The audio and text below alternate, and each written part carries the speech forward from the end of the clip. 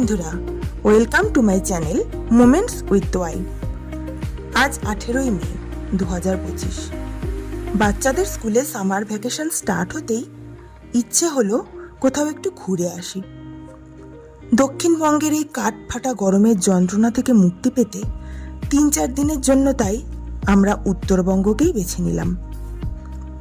আগে থেকে তো কোনো প্ল্যান ছিল না, তাই হঠাৎ করে ট্রেনের টিকিট পাওয়াটা যে বেশ চাপের হবে সেটা আমি ভালোই বুঝতে পেরেছি। কিন্তু কথায় আছে না, ইচ্ছে থাকলেই উপায় হয়। ট্রেনের টিকিট পাইনি তো কি হয়েছে, ঠিক করলাম বাসে করেই বেরিয়ে পড়ব। যেমন ভাবা তেমন কাজ। ব্যাগপত্র গুছিয়ে নিয়ে 4 জনে মিলে বাড়ি থেকে রওনা দিলাম বাস স্ট্যান্ডের উদ্দেশ্যে। বেশ কিছুক্ষণ অপেক্ষা করার পর রাত 10টায় রানাঘাট কোর্ট মোড়ে আমাদের বাস এসে দাঁড়ালো। উফ, কি যে এক্সাইটমেন্ট হচ্ছিল মনের ভেতরে, তা ভাষায় প্রকাশ করতে পারবো না।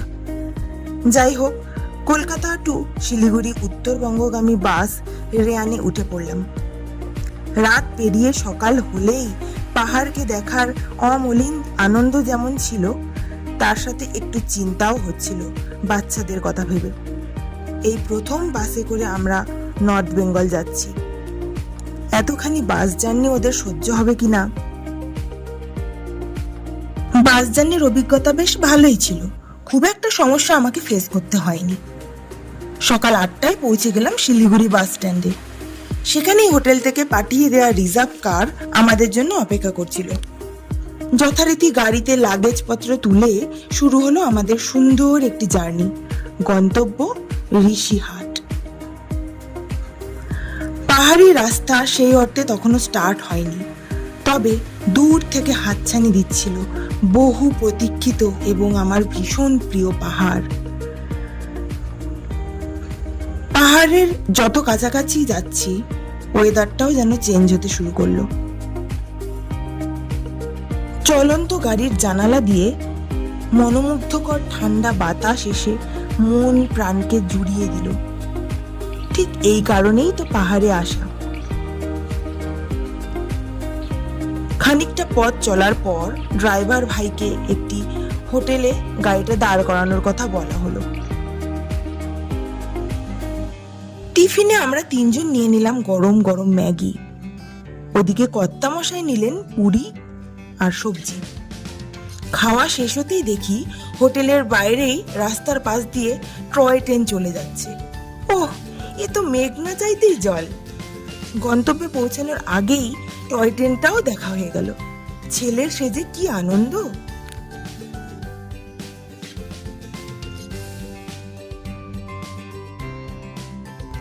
আবারও আমাদের পথ চলা শুরু হলো। শিলিগুড়ি থেকে ঋষিহাটের দূরত্ব 78 কিলোমিটার মতো। সময় লাগে ওই 3.5 ঘন্টা।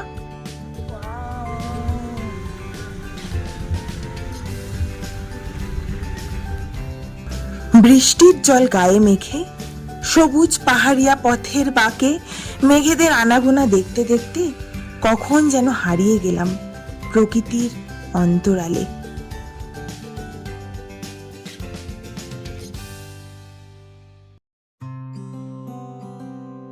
সময় ঘড়ি বলছে দুপুর 12:30। আমরা এসে পৌঁছলাম ঋষিহাট।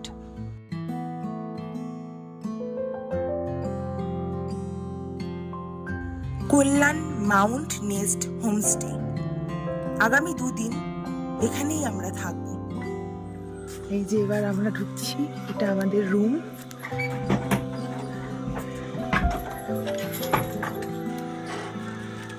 Room number 4। ঘরগুলোর বেশ একটা নতুন নতুন নাম আছে। এই রুমটার নাম হলো গঙ্গা মাইয়া। খুব সুন্দর রুম, 2টো বিগ সাইজের ডাবল বেড। একদম আরামসে 2 জন করে হয়ে যাবে। এখানে বসে আমরা চা খেতে পারবো। এখানে আর একটা টেবিল দেওয়া আছে, একটা ফ্যানও দিয়েছে, যদিও ভীষণ ঠান্ডা। বাথরুমটা পরিষ্কার পরিচ্ছন্ন, অনেকটা বড়। একটা বেসিনও আছে, বাথরুমে একটা মিররও আছে। খুব সুন্দর একদম গিজারও আছে, শাওয়ার রুম থেকে একদম বাইরের ভিউ, কিছু বলার নেই। আর একদম নেচারের মাঝখানে ওই দূরে দেখা যাচ্ছে, ওটা হলো পুরো দার্জিলিং ঠিক একদম অপোজিটে ঋষিহাট থেকে। যাই হোক, আর বেশি কথা না বাড়িয়ে ফ্রেশ হয়ে আমরা চলে এলাম লাঞ্চ করতে। মেনুতে ছিল গরম গরম ভাত, ডাল, ঘি, ডিমের ঝোল, একটা সবজি, পালং শাক, স্যালাড। খুবই সুস্বাদু ছিল প্রতিটা খাবার। লাঞ্চ সেরে একটু রেস্ট নিয়ে বিকেলের দিকে বাচ্চারা একটু খেলাধুলা শুরু করলো কিউট কিউট পাপ্পিগুলোর সাথে। আর বাচ্চাদের পাপাও কম যায় কিসে, তিনি কার সাথে খেলতে শুরু করলো আপনারাই দেখুন। আলাদাই লেভেলের খেলার সঙ্গী তার। এরপর বিকেল গড়িয়ে সন্ধে নামলো, শুরু হলো ঝমঝমিয়ে বৃষ্টি। এরই মাঝে চলে এলো রুমে স্ন্যাক্স সাথে চা। ওফ, বাইরে বৃষ্টি সঙ্গে চা আর পকোড়া, ব্যাপারটা পুরো জমে গেল। কিন্তু এবার কি করণীয়, আর তো টাইম পাস করা যাচ্ছে না। হঠাৎ ডাক পড়লো বারান্দায়। গিয়ে দেখলাম এই হোমস্টের ওনার গিটার হাতে নিয়ে রেডি।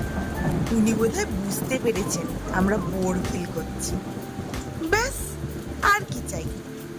এরপর সন্ধ্যেটা একদম আড্ডা, মজা, গানে ভরপুর হয়ে উঠল।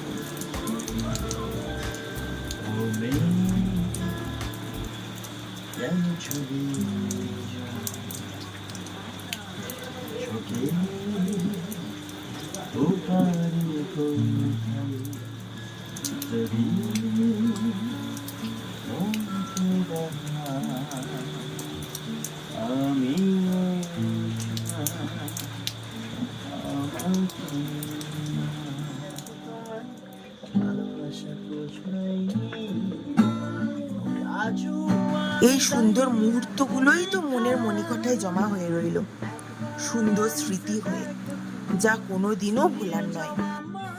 এভাবেই খুব সুন্দরভাবে দিনটা শেষ হলো আমাদের।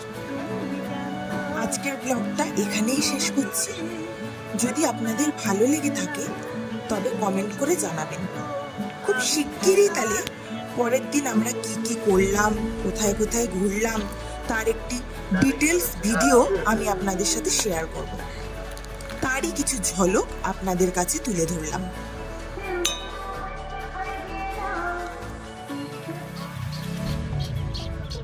প্রকৃতির মাঝখানে বসে আমরা কেক খাচ্ছি। যদি আপনাদের আমার ব্লগটা ভালো লেগে থাকে তাহলে আমার চ্যানেলটিকে লাইক, কমেন্ট আর সাবস্ক্রাইব করতে পারেন। আর হ্যাঁ, পাশে থাকা বেল আইকনটি প্রেস করে আমার সাথে থাকবেন। সকলকে অনেক ধন্যবাদ আমার ভিডিওটি দেখার জন্য। সকলে খুব ভালো থাকবেন। নমস্কার।